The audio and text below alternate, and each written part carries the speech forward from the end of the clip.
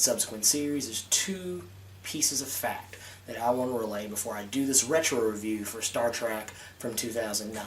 Number one, I'm actually more of a fan of Next Generation. Not that I don't like the original Star Trek series, it's just that it was more of what was in the forefront when I was coming up as a kid. And at that time, when I was a lot younger, the original Star Trek series was on TV, but it was on syndication at that point. And I watched it whenever I got the chance, and I did enjoy it, but Star Trek Next Generation was the one that actually resonated with me and really pulled me more into the series and made me the fan that I am now of Star Trek. Number two, of all the Star Trek movies, sad to say, I can only think of two that I actually really like. Wrath of Khan, which I think everybody loves Wrath of Khan, and I really loved First Contact. So those are the two of the Star Trek films I really like. All the rest of them, they all kind of range from suck shit through a straw to must see on TV for me. They all kind of range in that category. None of them really went higher. And also as a side note, after that little bit of information I'm giving you, I want to go ahead and preface you right now. I'm not going to talk in code. There's not going to be any spoiler alerts. I'm just letting you know ahead of time. I mean, this movie came out in 2009, people. Come on. I feel like it's been enough time that I'm going to talk about some things that happened in the movie. Because, I mean, there's just really no getting around them. So without further ado, let's start the review. To really put a finer point on it, I have to admit, this is probably one of the best openings for a sci-fi action film I've ever seen in my life. It sets the tone early. It lets you know exactly where this movie's going. J.J. Abrams pretty much tells you, hey, look, he's throwing the gauntlet down and saying, alright, look, we are doing this. This is the movie you're about to get. One of the things I found really cool about it, too, is the fact that it really does set the pace for the rest of this film. We start off with George Kirk, who is James T. Kirk's father, and he has basically had command of the USS Kelvin thrust upon him in a life-or-death situation. He's basically got the lives of all the people, all of his crew, including his wife, Winona Kirk, and of course, James T. Kirk, who is just freshly born. And he has to make a choice, and this choice is a tragic choice that basically is going to determine the future of James T. Kirk. And it's going to be where he gets a lot of that attitude from. I thought it was a really good way to start it because right off the bat you got Chris Hemsworth, who many of you may know as Thor. He is playing George Kirk. And I mean, I'm sorry, but the guy just really sold me on the fact that he was Kirk's dad. I mean, he had that, I mean, of course we didn't really get to see him do anything, you know, because I mean, he's only in the film for like maybe 5 minutes. But the thing I thought was really cool about it is that you can, just the similarities between Chris Pine and Chris Hemsworth, it really sold me on the fact that, you know, hey, this is his dad. Even some of those mannerisms and the way that, you know, he kind of pulls some of that old school original series James T. Kirk swagger, if you will. I hate that word, but I'll use it here. But he pulls some of that in this film, and I thought it was a really good job that he did that because it really did sell me that this is, you know, this is life or death. This man is laying it down on the line so he can save his crew. That is a character trait that is going to follow Kirk throughout the rest of this film and presumably in the upcoming Star Trek Into Darkness. Now, going from there, they focus a lot on the childhood of both Spock and James T. Kirk. Both as children, as they're growing up, dealing with things that basically have built them into the adults they will soon become. Whether it's Kirk, you know, dealing with his daddy issues and you know, just trying to make it in the world and find his place, but also being rebellious and causing trouble, causing property damage, being a little hellion. And then you also lead into Spock, who is basically being bullied at school because of his half-human, half-Vulcan heritage, and also having it thrown in his face by his peers and his teachers and his you know, it's just not pretty. It's one of those. It basically lets you know, all right, this is where these guys are going. One thing I want to say right off the bat is that the new cast is pretty spot on. I love Chris Pine as James T. Kirk. He really sells it. He has that devil-may-care cowboy attitude that we all know from the old school rough and tumble James T. Kirk, played by William Shatner. Zachary Quinto is really good as Spock. He has a lot of those trademark mannerisms and speech patterns and just that overall personality. He has it down to a science. I even want to say, I remember reading interviews where he said he actually hooked up with Leonard Nimoy and, asked him to show him how to be Spock. And apparently it paid dividends in the end, because there you go, we have the Spock we needed. One character I want to give a nod to, who doesn't get a lot of screen time later in the film, but gets a lot early on, Leonard Bones McCoy, because he's one of my favorite characters from the original series. I've just always liked his personality, his attitude. He was that guy who, he's not a leader, he's more of a support guy, he's the wingman guy, and I've always liked his attitude. And he's played by Carl Urban, does an amazing job. The other actors that came in also did very admirable, though I wasn't the hugest fan of Uhura in the original series, not because I didn't like her, just not the character that I would first think of. I thought of Star Trek. But Zoe Saldana does a really good job with her, and they kind of flesh her character out just a little bit more than what Uhura would normally get in some of the Star Trek movies, or even the TV show to a degree. Another one I really liked too was Anton Yelchin as Chekhov. I thought he did a great job. He had everything was spot on with him. I loved the way they did little nods to the way Chekhov's speech patterns were and his accent. I loved Simon Pegg as Scotty. Did an amazing job. The only character I was really worried about was Hikaru Sulu, played by John Cho. I mean, I was a little worried about it, because it was one of those characters I was afraid they were going to kind of downplay him. And they kind of do downplay him a little bit, but he gets his time to shine as Sulu. And really everybody does. Everybody in this movie, whether it's Chekhov, Scotty, Bones, Spock, Kirk, of course, even Uhura, all of these characters get a chance, and sometimes, in the case of some, more than one chance to shine in this film and really give you that aspect and vibe that this is Star Trek. For those of you who were the purists who were scared that this was going to be an abortion of the Star Trek you know and love, this was a statement of intent to let you know that it's okay, you can breathe, the nerd rage can subside. Anyway, all character portrayals aside, because that's really all I want to do as far as the main cast goes. I don't want to go too much more on how I feel about their character portrayals, because honestly I felt they were all great. So there's really not much more that can be said about that.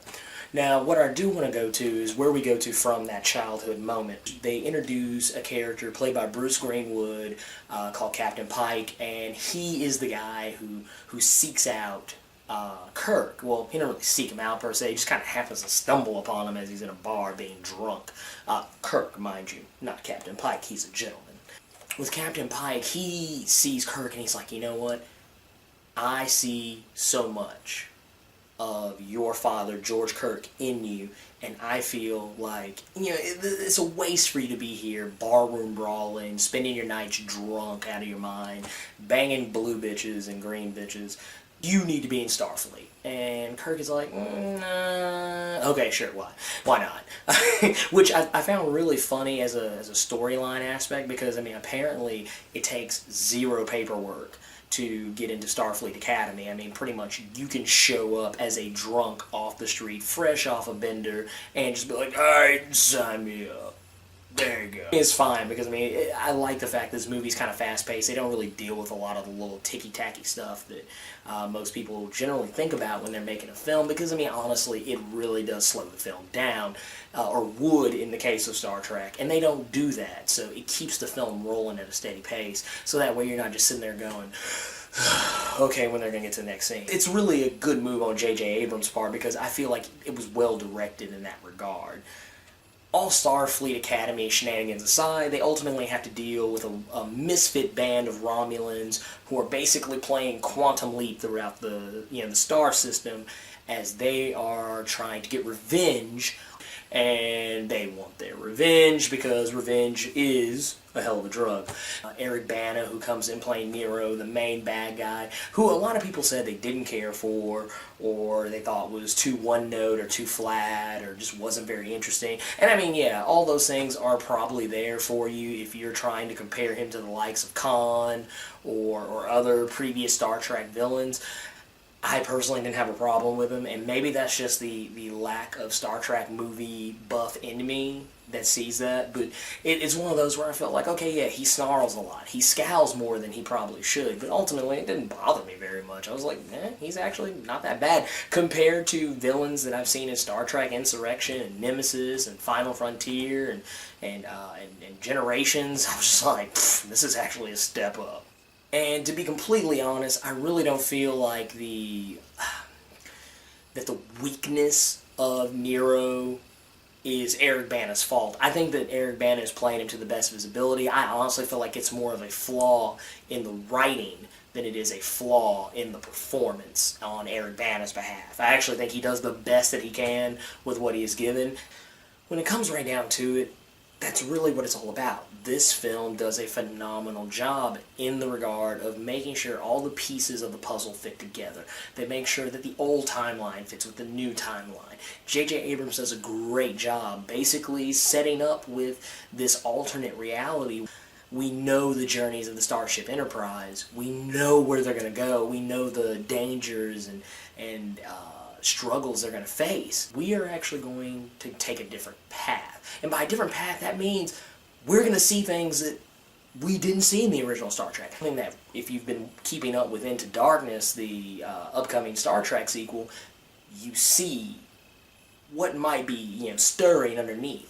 And one thing that's really good about the fact that they're kind of doing this alternate timeline is it also opens up the possibility of some different character interactions. Maybe some things, some relationships between certain characters may change or alter, or maybe be stronger or weaker, or maybe there's focuses in other places. And I thought it was a really good move on J.J. Abrams' part to actually open it up a little bit more. I talked to a lot of people outside the theater, and one of the things we kept remarking on was how this movie felt like more of a Star Wars film than it did an actual Star Trek film. Is that a bad thing? No. Honestly, J.J. Abrams has been very public about the fact that he is more of a Star Wars fan than a Star Trek fan. It's kind of like peanut butter and chocolate. Sometimes they go good together. One of the things I think really works here is that we are getting a Star Trek film, not necessarily from a Star Trek fan's perspective. We're getting it from a sci-fi fan's perspective, which I think actually works better because, that opens us up for new stuff, and that's what they really did good here. Now that we got the fanboying out of the way, let's talk about some of the problems that were with this film. To start off with, I'm normally not this guy, but the science in this movie is far from tight. Well, and let's go ahead and say this down. This is a sci-fi film, so let me preface everything I'm about to say by letting you know that I am fully aware that this is a sci-fi film, and that there's just certain things that are a part of the main canon of this film and the series that are completely implausible. I really don't think about those things until you show me things that are really just fucking implausible. If there's a scene where James Kirk is a kid and he's trying to drive a car off a cliff and it's just like, oh, physics don't work that way. The whole red matter thing, the skydiving through Vulcan's atmosphere, and I could just go on with a litany of scientific miscues on this, but honestly, it's Star Trek. I don't believe in teleporters or phaser guns or super huge starships that are comfortable to ride in, much less walk in. It's one of those things that science just doesn't have down yet.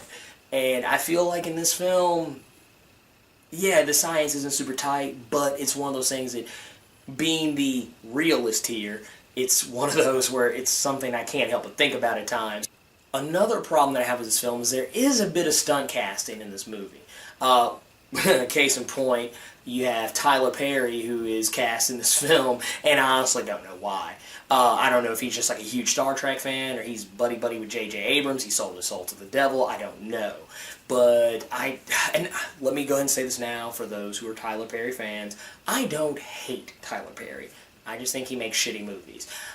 But there was no place for him in this film. He's not a good actor, and he's hardly even a good director. He's good for what he does, and it works for his audience, but ultimately the guy's a hack. Now, why he's in this movie, I have no idea. Now, granted, he's only in the movie for like 5 seconds. It's not that big of a deal, but it's one of those things that it's really distracting, because honestly, any Joe Blow off the street could have played his role, and that's just a fact. Speaking of anybody just being able to play a role, I look at Winona Ryder, who apparently doesn't steal purses anymore, but she's in this movie playing Spot's mother, and it's like, you could have gotten anybody to play her. Why her? And what was... I mean, I don't get it. It's one of those where, like I said, it's stunt casting. And not even really good stunt casting.